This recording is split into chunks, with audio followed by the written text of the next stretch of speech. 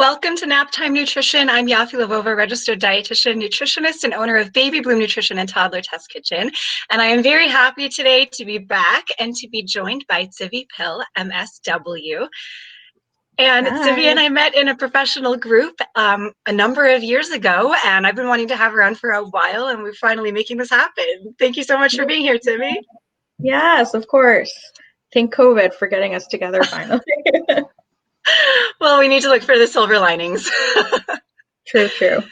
So today we're talking about ditching food addiction. And if you are at all familiar with these segments, you know that I'm not really into clickbait. I ruin it right away. So in previous segments, I've talked about how sugar is not addictive and how food in general is not addictive.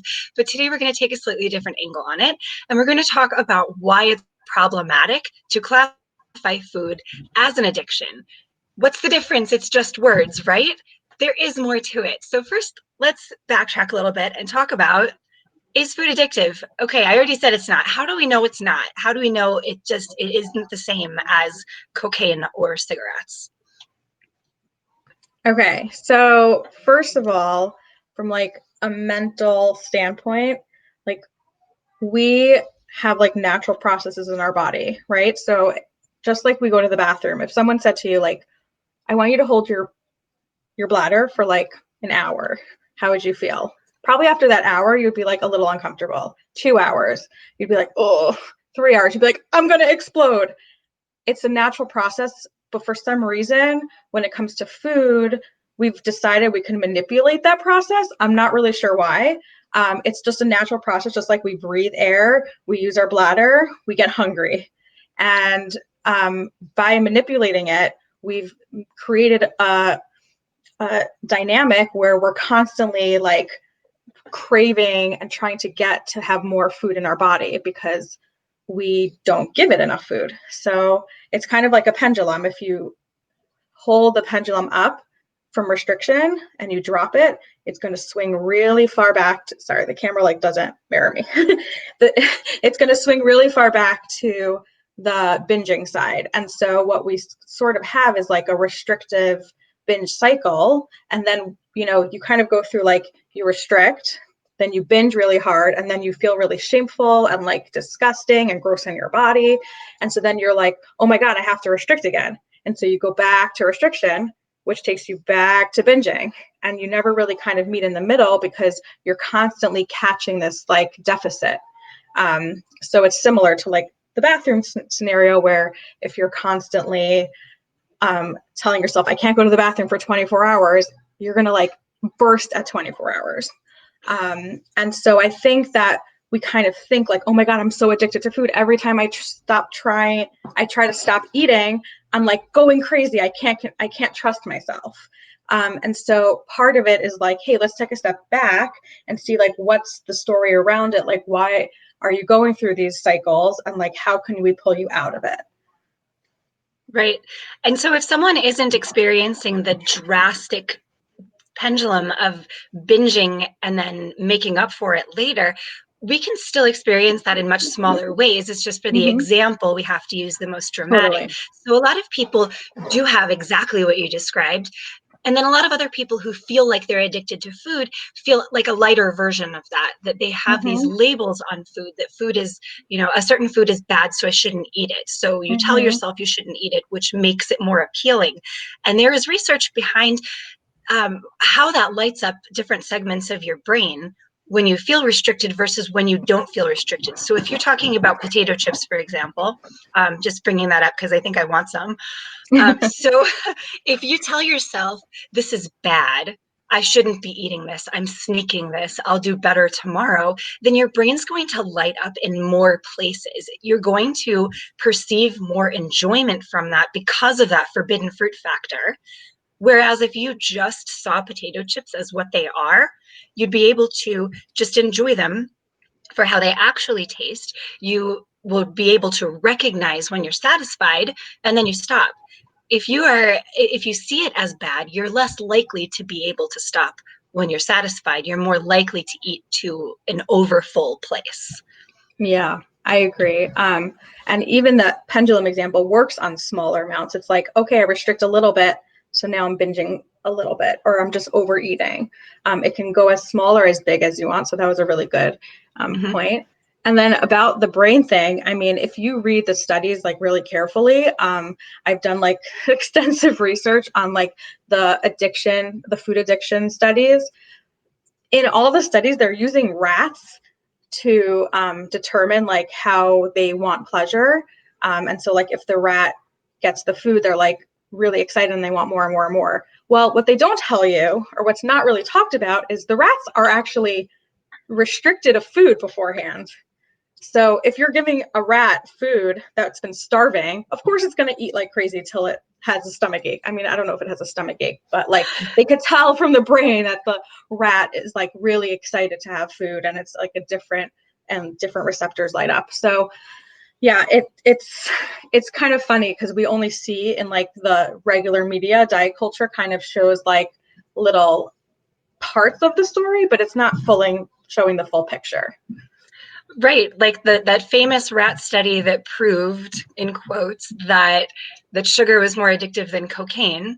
And you have these rats consistently choosing sugar over cocaine, and that's supposed to prove to us that it's more attractive and it's more addictive, when really what it proves is that an animal starved of nutrition will go for a source of nutrition instead of a source of no nutrition. Exactly. And we didn't need a study to prove that. We know that. But the rat who has been deprived of food, who is in a starvation state, is going to go for the calories. Yeah.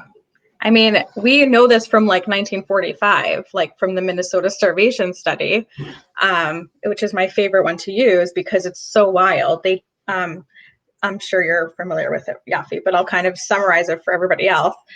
It's really cool, or sad. In 1945, they were doing studies on trying to figure out the rations for the US. Like the US military needed to figure out like, hey, what's like an appropriate amount of food that we need to send to people because food is limited.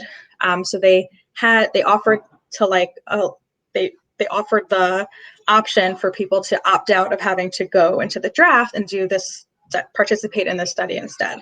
And in the end, they got, I don't remember how many men it was in the end. I don't know if you remember, but they only took people that were like super fit, had healthy relationships with food. They did a lot of psychological studies. They did a lot of physical health studies. They also had to socially be able to interact with each other properly because they really wanted it to be like a wholesome study.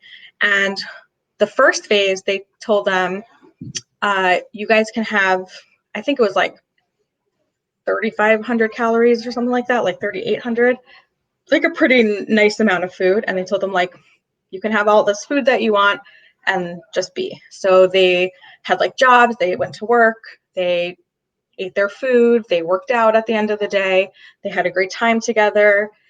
And then for phase 2, they said, we're actually going to reduce your calories to, I think it was like 1,500, which is kind of I can show you, I can send you like the actual specific link because I'm not sure of the exact numbers, but I'm pretty sure it was about 1,500 calories.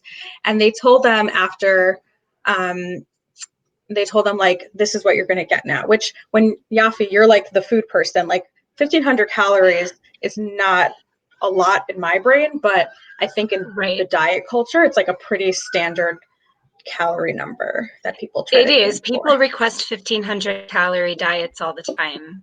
Yeah. I'm just looking up. So we have 36 men, and the font here is very small, so I can't see the amount of calories. So we'll have to just do a correction later.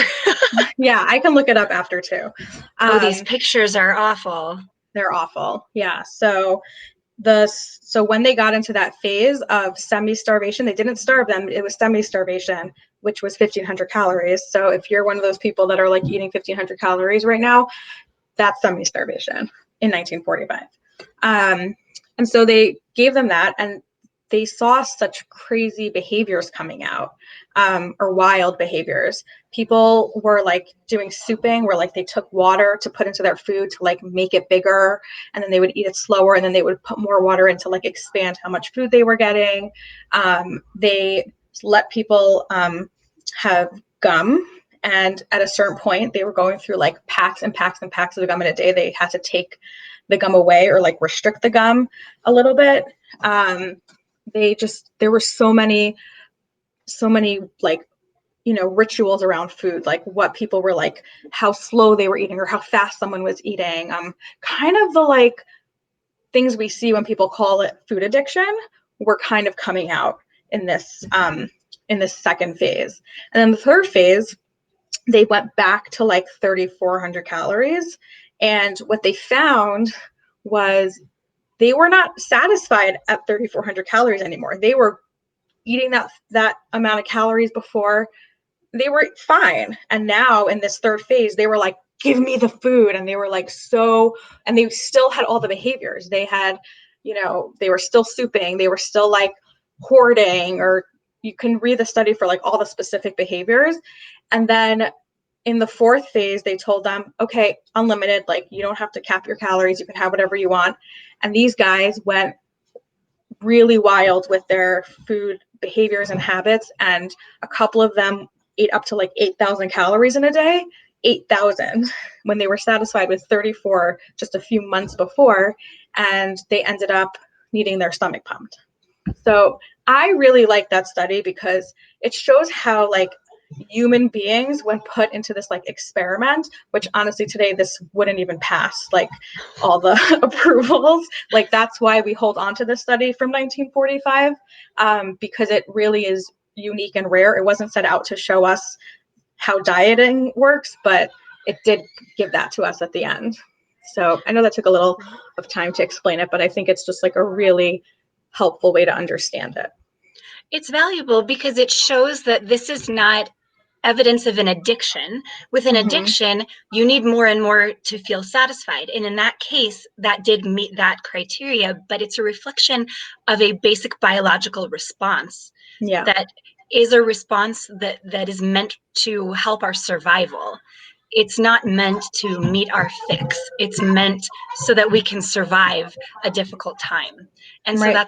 that's not indicative of an addiction. And the other thing is that with addictions, you have withdrawal symptoms. And as much information as you'll find online about sugar withdrawal symptoms, they fall very closely in line with what hypoglycemia looks like. And so if you are used to having a certain amount of calories or a certain level of sugar each day, and you pull back on that, your body is going to be a little bit more hypoglycemic because it's used to that level of sugar. Now, there are ways to handle that. It's just that alone does not indicate an addiction. It indicates your body saying, "Uh-oh, where's the food gone?" That's another basic biological response. We're programmed that way so that we can continue to survive.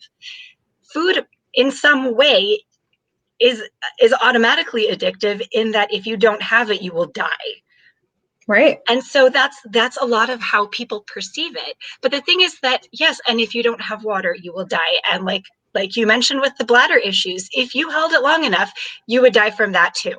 So we can't take our basic biological functions and reclassify them as addictions. It's not accurate, and it's also not helpful. So the big point and why I had you here, what is the big consequence to labeling food patterns that are possibly disordered or just uncomfortable in general? What's the problem with labeling them as addictions? Yeah. So I think there's like two kind of things that are like my main reasons that I do not like the word food addiction. The first is when you say addiction, it puts the onus on the person, like they did something wrong and it's like a little bit shameful. A lot of the programs to treat food addiction is actually to restrict, like Overeaters Anonymous is like really, really disordered. They like are very rigid, and if you like eat something at the wrong time in the middle of the night, then like you're back to day one. I don't believe that people are like on a linear line. Like I think recovery looks like kind of like this, and it's part of the process. And I don't like people feeling this personal shame for like a biology or biological response to our body, like you so well explained. And I think, what was the other one? I can't remember. Come back to me. People can't seek the help that they need. If it's Oh yeah, I remember the other one. if you have uncomfortable eating patterns, if you have disordered eating, or if you have an eating disorder, you deserve help. You deserve a healthy relationship with food, and you deserve to be in touch with a program or with an individual who can guide you in that direction responsibly. And if you are classifying these eating patterns as addictions, you are not able to find the help that you deserve, that you need. That was basically the other one that I slipped my mind. But yeah, because I like brought in OA and Yeah. but basically an eating disorder therapist and dietitian and doctor, they're like a treatment team, and they are there to make sure that physically you're okay and you're getting the nutrition that you need. And then a therapist is there to help you figure out all the emotions around how scary it is to eat food again. But with food addiction, it's like they're asking you to be abstinent. Maybe there are some food addiction models that are not saying that anymore, and that might be closer to what eating disorder treatment is. And so at that point, like, let's just let it be an eating disorder, because there's no DSM diagnoses for food addiction. It's eating disorder. So if you want insurance coverage, if you want like proper treatment, like an eating disorder is a much more appropriate classification, and you're going to get much better long-term recovery than telling yourself, I'm not going to eat food for 100 days, because that doesn't work. Right. And of course, those programs aren't telling you to be abstinent, but by definition, it's more that you're supposed to eat the minimum amount of calories to sustain yourself while avoiding all of your general favorites / pitfalls. And yeah, I mean, they are very kind challenging of model. Oh, sorry, there was a lag. Yeah, they actually, I think, do kind of ask for some sort of abstinence, because it's very specific foods that they ask you to eat. Mm-hmm. I mean, it depends on the program, but I've heard of different ones. But there are some that like you're only allowed to eat a specific amount of food, and like you should be abstinent on all the other foods, like sugar. Like sugar is a big no in an Overeaters Anonymous type of setting. So like that's abstinence, and that's dangerous. Yeah. Yeah. Right. So abstinence with particular foods or with an amount of food, but of course they want you to eat your baseline to, because otherwise, your 1,200 they wouldn't have any calories. clients left. Yeah. Yeah. You get your 1,200. Oh, yeah. And so in this calories. Time specifically, we're experiencing a lot right now during this lockdown that is unique, but it's also an exacerbated form of what we usually go through as far as with food. A lot of us are turning to food for comfort because, and I say us because I'm in that group, because food is comfortable. We can have our comfort foods. We can be mindful with when we're eating and understand that the comfort that we get from enjoying these foods is okay. In a perfect world, we're going to have a toolbox full of different coping mechanisms. And right now, some of our coping mechanisms are not available. And food is available. And so I refuse to shame myself over that. And anyone who tells me that they're experiencing that, I try to talk them out of feeling shame over that. At some point, this period in time will be over, and we can go back to our normal concerns, which do mirror these concerns we have right now to a lesser extent. So it's good to take this time to maybe develop a healthier relationship with your body, with the food you're eating, and to understand that we don't need to feel guilt over the bites we put in our mouth. Yeah, I love that. And I would even add to that saying it's even more than not feeling guilt. You can actually look at those like feelings of like, I need that comfort food as like kind of like a blessing, which sounds funny, but if you think about it, our body doesn't have so many ways to like talk to us. So like if you go back to the bladder situation, how do we know we need to go to the bathroom? Like we have like a lot of discomfort in our body. And so it's the same thing, like when we're not getting what we need emotionally, our body may start feeling hungry or like that craving feeling, because your body knows like, hey, if I give you that feeling, a lot of times you take care of me. And so we usually take care of it with food because that's like an easy go-to. It's really comforting. But what if you can look at that little knock on the door from your body as like, oh, I think I need to take care of myself a little bit right now. And like, I need a day off, or I need, to like go back to my yoga practice, or I need to go for a walk outside. I need to connect with people. Like a lot of people right now are feeling really disconnected. So how can you go back to like feeling fulfilled and connected? And I will, I don't want to guarantee, but like if you do that the next time you have like an intense food craving, have some food, but like also pair it with like something to take care of yourself or to like connect with someone else. And I think you'll feel a lot better in your body. So I think that's great. I like pairing that together. That's a really great idea. Mm-hmm. It doesn't have to be no food or all food. It can be, let me have some chocolate because it's delicious and I want some, and let me go take a walk because I need some space in my head. I think that sounds lovely, and I might do that when we're done with this segment. Just walk around the block with a piece of chocolate. I love that. Do it all at the same time. Yeah, well. And then I'm going to refer our viewers/listeners back to our mindfulness meditation with food to explain why that's a bad idea. Yeah. So it's all good. It's life. Yeah. We're all surviving here. We got to do what we can do. We are all surviving, and I certainly enjoyed a Twix last night. And you know what? It's interesting because when you allow yourself to feel comfort from food and you actually lean into that, it's amazing that even just a mini candy bar brightened my day. And that's okay. That's fine because something has to brighten my day. Yeah. I mean, if you're home with kids or in quarantine, whew, it's not easy. Yeah. So if someone believes that they have a food addiction, there are different ways to seek help depending on where you are with that. But touching base with an eating disorder therapist or an eating disorder focused dietitian is a good way to figure out where you are on that pendulum and what kind of help can get you toward a healthy relationship with food and body. And so what's the difference between these groups and dietitians and therapists? We are trained in how the mind and the body work.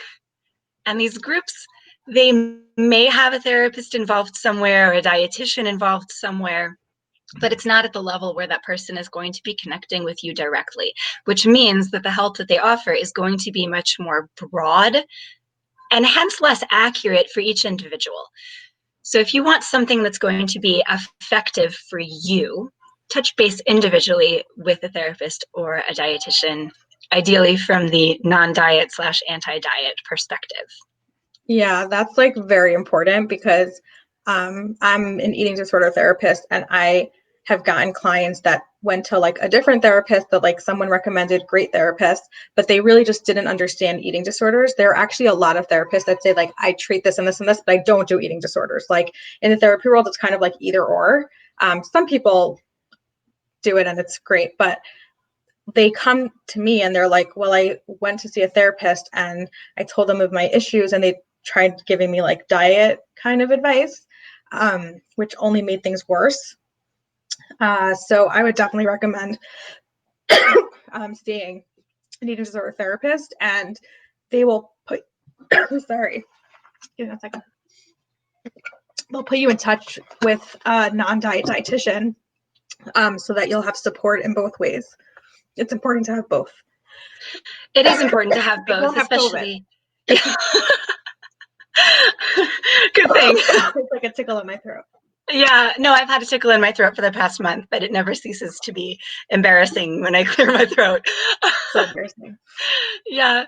So, yeah, therapists and dietitians work together. And just as a lot of therapists don't work with eating disorders, a lot of dietitians don't work with eating disorders. I don't. I'm happy to send anyone onto an eating disorder specialist, but that is certainly not where I am. You need a whole lot of knowledge in order to help people with their eating patterns, especially when they're disordered. And it's important that we as professionals know where our boundaries are. And so people specialize in eating disorders or they don't. Yeah. And I could also add to that, one thing that I think gets people really nervous when they hear dietitian or eating disorder therapist is that they're not eating that much food and then they're going to have to go to this dietitian who's going to, oh my God, who's just going to overload them with food. The dietitian will work with you at where you're at and it won't feel intense.